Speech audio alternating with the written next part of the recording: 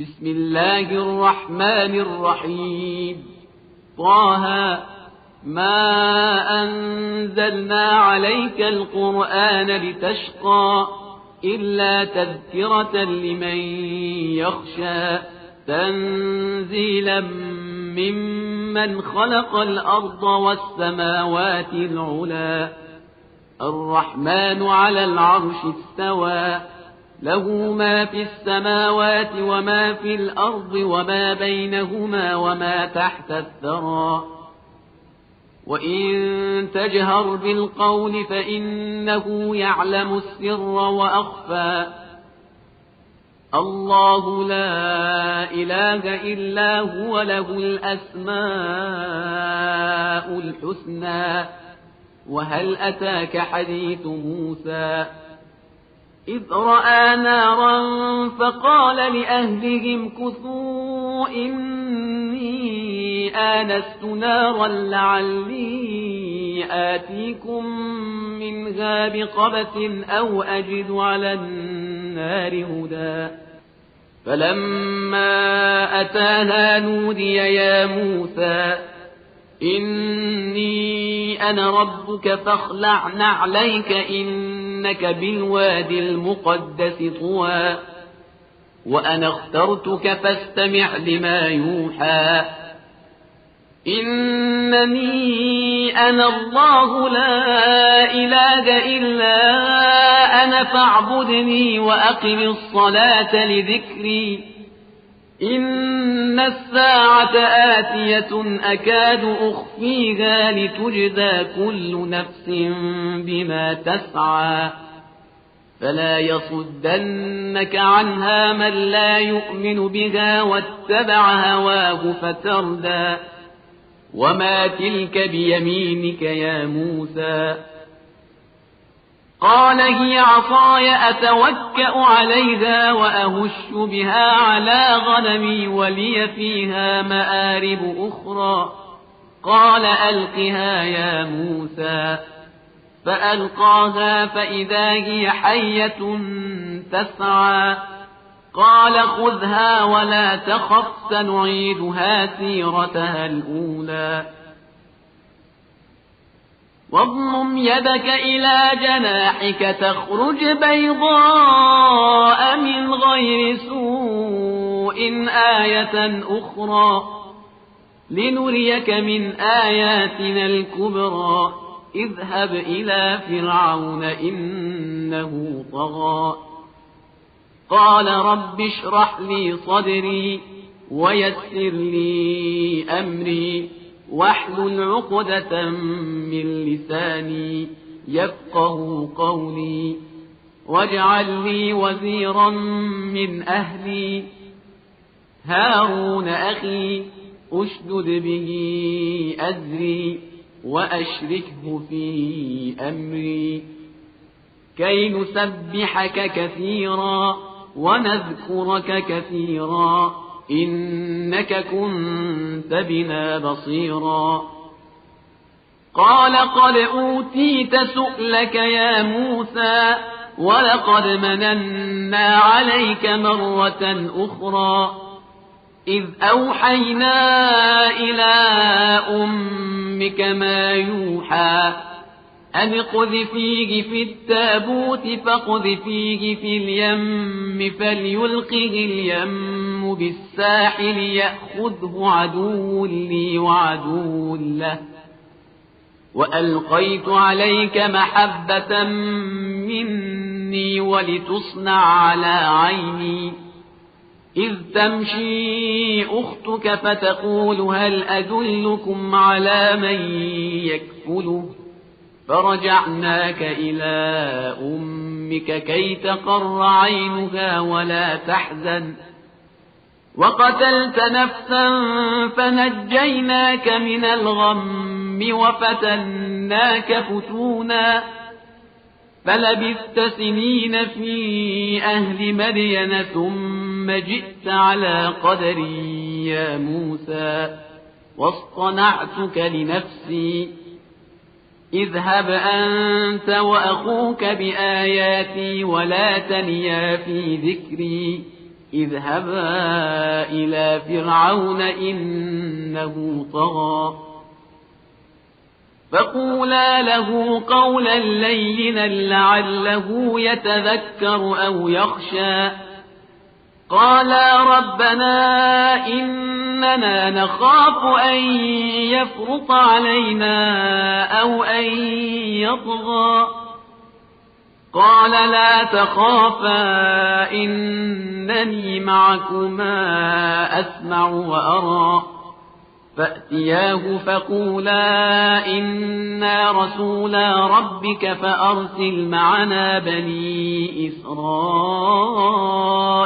ولا تعذبهم قد جئناك بآية من ربك والسلام على من اتبع الهدى إنا قد أوحي إلينا أن العذاب على من كذب وتولى قال فمن ربكما يا موسى قال ربنا الذي أعطى كل شيء خلقه ثم هدى قال فما بال القرون الأولى قال علمها عند ربي في كتاب لا يضل ربي ولا ينسى الذي جعل لكم الأرض مهدا وسلك لكم فيها سبلا وأنزل من السماء ماء فأخرجنا به أزواجا من نبات شتى كلوا وارعوا أنعامكم إن في ذلك لآيات لأولي النهى منها خلقناكم وفيها نعيدكم ومنها نخرجكم تارة أخرى ولقد أريناه آياتنا كلها فكذب وأبى قال أجئتنا لتخرجنا من أرضنا بسحرك يا موسى فلنأتينك بسحر مثله فاجعل بيننا وبينك موعدا لا نخلفه نحن ولا أنت مكانا سوى قال موعدكم يوم الزينة وأن يحشر الناس ضحى فتولى فرعون فجمع كيده ثم أتى قال لهم موسى ويلكم لا تفتروا على الله كذبا فيسحتكم بعذاب وقد خاب من افترى فتنازعوا أمرهم بينهم وأسروا النجوى قالوا إن هذان لساحران يريدان أن يخرجاكم من أرضكم بسحرهما ويذهبا بطريقتكم المثلى فأجمعوا كيدكم ثم أتوا صفا وقد أفلح اليوم من استعلى قالوا يا موسى إما أن تلقي وإما أن نكون أول من ألقى قال بل ألقوا فإذا حبالهم وعصيهم يخيل إليه من سحرهم أنها تسعى فأوجس في نفسه خيفة موسى قلنا لا تخف إنك أنت الأعلى وألق ما في يمينك تلقف ما صنعوا إنما صنعوا كيد ساحر ولا يفلح الساحر حيث أتى فألقي السحرة سجدا قالوا آمنا برب هارون وموسى قال آمنتم له قبل أن آذن لكم إنه لكبيركم الذي علمكم السحر فلأقطعن أيديكم وأرجلكم من خلاف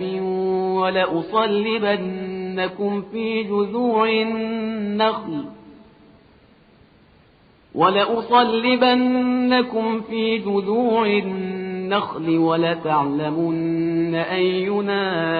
أشد عذابا وأبقى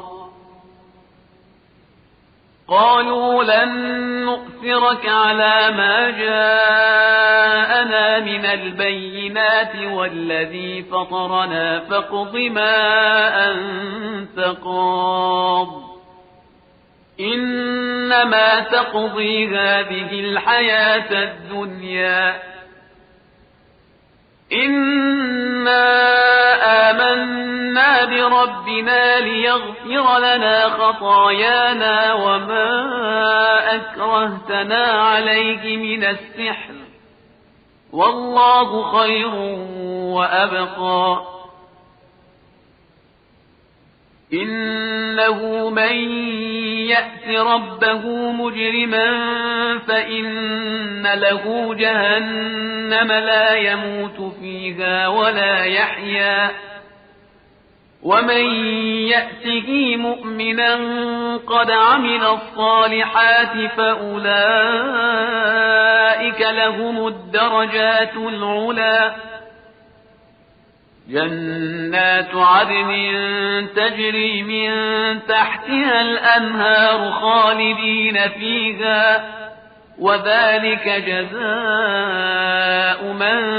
تزكى ولقد أوحينا إلى موسى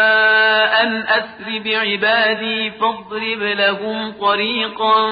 في البحر يبسا لا تخاف دركا ولا تخشى فأتبعهم فرعون بجنوده فغشيهم من اليم ما غشيهم وأضل فرعون قومه وما هدى يا بني إسرائيل قد أنجيناكم من عدوكم وواعدناكم جانب الطور الأيمن ونزلنا عليكم المن والسلوى كلوا من طيبات ما رزقناكم ولا تطغوا فيه فيحل عليكم غضبي ومن يحلل عليه غضبي فقد هوى وإني لغفار لمن تاب وآمن وعمل صالحا ثم اهتدى وما أعجلك عن قومك يا موسى قال هم أولئك على أثري وعجلت إليك رب لترضى قال فإنا قد فتنا قومك من بعدك وأضلهم السامري فرجع موسى إلى قومه غضبان أسفا قال يا قوم ألم يعدكم ربكم وعدا حسنا أفطال عليكم العهد أم أردتم أن يحل عليكم غضب من ربكم فأخلفتم موعدي قالوا ما أخلفنا موعدك بملكنا ولكننا حملنا أوزارا من زينة القوم فقذفناها فكذلك ألقى السامري فأخرج لهم عجلا جسدا له خوار فقالوا هذا إلهكم وإله موسى فنسي أفلا يرون ألا يرجع إليهم قولا ولا يملك لهم ضرا ولا نفعا ولقد قال لهم هارون من قبل يا قوم إنما فتنتم به وإن ربكم الرحمن فاتبعوني وأطيعوا أمري قالوا لن نبرح عليه عاكفين حتى يرجع إلينا موسى قال يا هارون ما منعك إذ رأيتهم ضلوا ألا تتبعني أفعصيت أمري قال يا ابن أم لا تأخذ بلحيتي ولا برأسي إني خشيت أن تقول فرقت بين بني إسرائيل ولم ترقب قولي قال فما خطبك يا سامري قال بصرت بما لم يبصروا به فقبضت قبضة من أثر الرسول فنبذتها وكذلك سولت لي نفسي قال فاذهب فإن لك في الحياة أن تقول لا مساس وإن لك موعدا لن تخلفه وانظر إلى إلهك الذي ظلت عليه عاكفا لنحرقنه ثم لننسفنه في اليم نسفا إنما إلهكم الله الذي لا إله إلا هو وسع كل شيء علما كذلك نقص عليك من أنباء ما قد سبق وقد آتيناك من لدنا ذكرا من أعرض عنه فإنه يحمل يوم القيامة وزرا خالدين فيه وساء لهم يوم القيامة حملا يوم ينفخ في الصور ونحشر المجرمين يومئذ زرقا يتخافتون بينهم إن لبثتم إلا عشرا نحن أعلم بما يقولون إذ يقول أمثلهم طريقة إن لبثتم إلا يوما ويسألونك عن الجبال فقل ينسفها ربي نسفا فيذرها قاعا صفصفا لا ترى فيها عوجا ولا أمتا يومئذ يتبعون الداعي لا عوج له وخشعت الأصوات للرحمن فلا تسمع إلا همسا يومئذ لا تنفع الشفاعة إلا من أذن له الرحمن ورضي له قولا يعلم ما بين أيديهم وما خلفهم ولا يحيطون به علما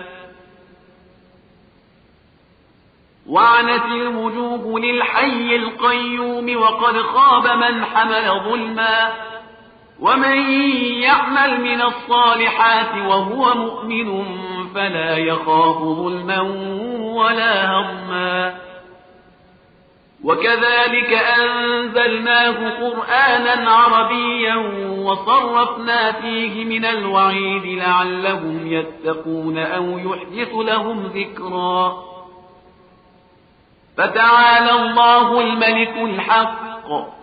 ولا تعجل بالقرآن من قبل أن يقضى إليك وحيه وقل رب زدني علما ولقد عهدنا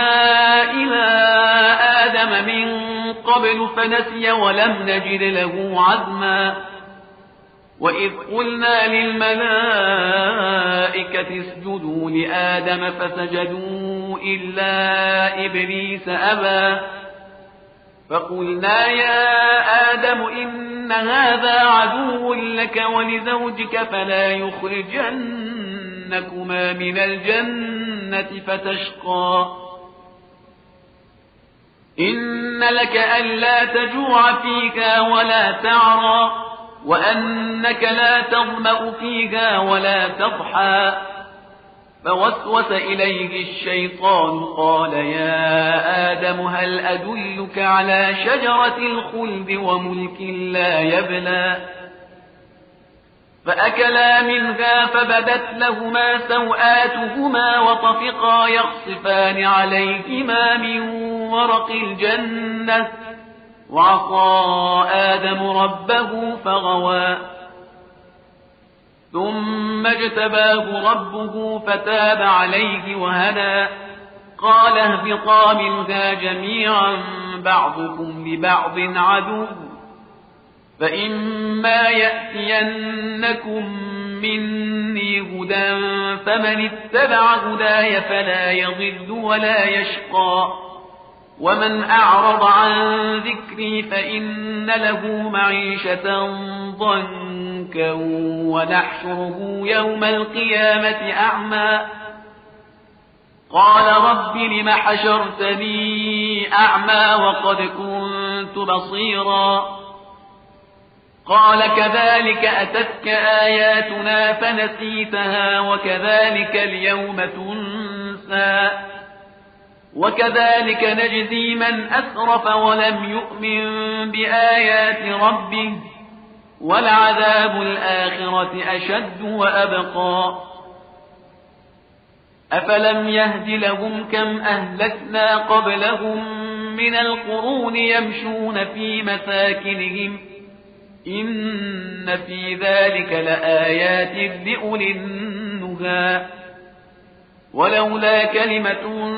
سبقت من ربك لكان لزاما وأجل مسمى فاصبر على ما يقولون وسبح بحمد ربك قبل طلوع الشمس وقبل غروبها ومن آناء الليل فسبح وأطراف النهار لعلك ترضى ولا تمدن عينيك إلى ما متعنا به أزواجا منهم زهرة الحياة الدنيا لنفتنهم فيه ورزق ربك خير وأبقى وأمر أهلك بالصلاة واصطبر عليها لا نسألك رزقا نحن نرزقك